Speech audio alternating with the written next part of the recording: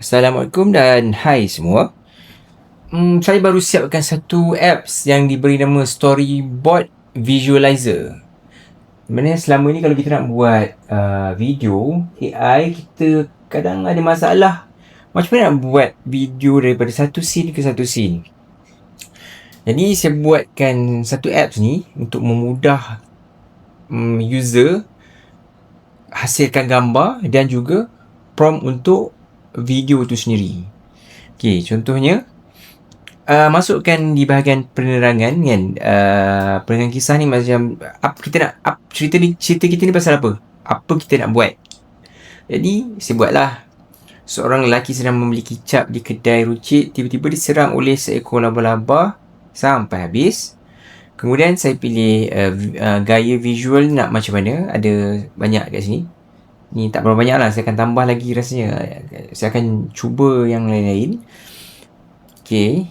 Kemudian nisbah video ni maksud ratio video kita nak ada 3, 16:9 tu standard. Yang melintang tu seperti YouTube.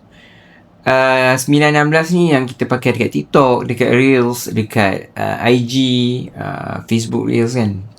Story, Square untuk buat posting mungkin di IG ataupun Facebook. Kat mana-mana lah yang boleh buat posting size ni kan, Square. So bilangan scene kita boleh ubah maksimum jadi 10 scene. Jadi untuk cerita ni pun kita kena tahulah berapa banyak scene yang kita nak pakai. Macam yang ini saya agak-agak dalam 5 scene dah cukup. Jadi dia akan buat 5 keping gambar dan juga 5 prompt untuk video tu sendiri. Dekat sini kita akan upload rujukan image, reference image. Jadi kalau tu kita upload lah, macam saya upload 2 gambar, satu gambar produk, satu gambar model, apa yang dia nak jadi dalam cerita ni. Kemudian tekan ni lah, jana storyboard, generate. So bila kita generate, dia akan buat lah daripada babak 1 sampai babak 5 berdasarkan cerita kita kat tepi ni. Jadi dia buatlah first kali dia buat ni, pilih kicap. Sebab kita nak starting cerita kita, seorang lelaki sedang membeli kicap di kedai runcit.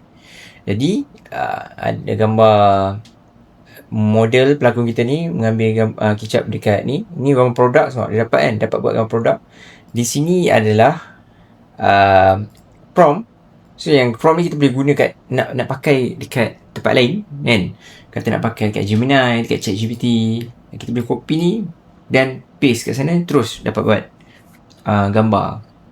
Kat bawah ni pula, di bawah ni dia punya, kita nak bagi arahan prompt untuk hasilkan video tu sendiri. Sebab dia ada lah cinematic shot, medium close up. Dia bagi tahu lah ni untuk apa. Dan gambar ni, bila kita guna gambar ni dalam, katakan kita upload ke dalam Flow, kita guna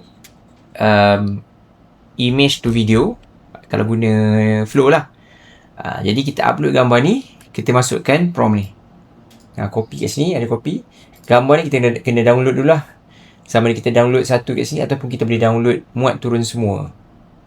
Jadi bila bawa ke bawah, dia lagi nampak dia akan buat diserang gergasi tu. Maksud diserang laba-laba tadi kita buat kan, tiba-tiba diserang seekor laba-laba. So dia akan buat gambar macam ni.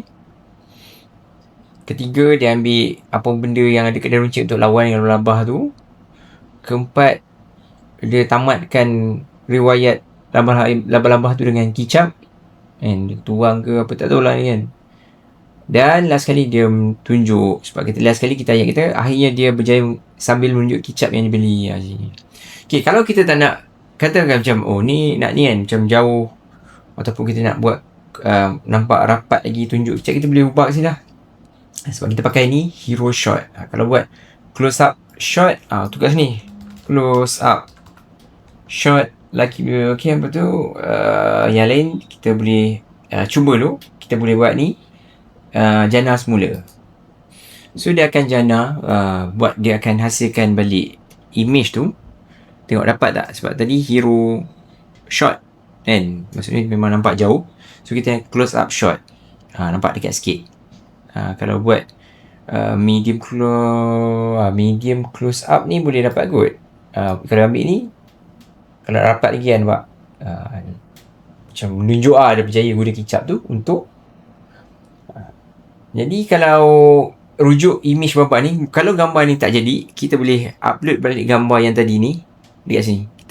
Tekan rujuk image dan dia akan buat balik kita punya gambar ataupun produk menggunakan reference image. So itu sahaja. Itu je lah. So untuk buat video, saya akan tunjukkan cara macam mana kita nak buat video daripada gambar-gambar dan prompt ni menggunakan Flow. Okey tak? Okey. Nanti saya akan tunjukkan untuk video seterusnya.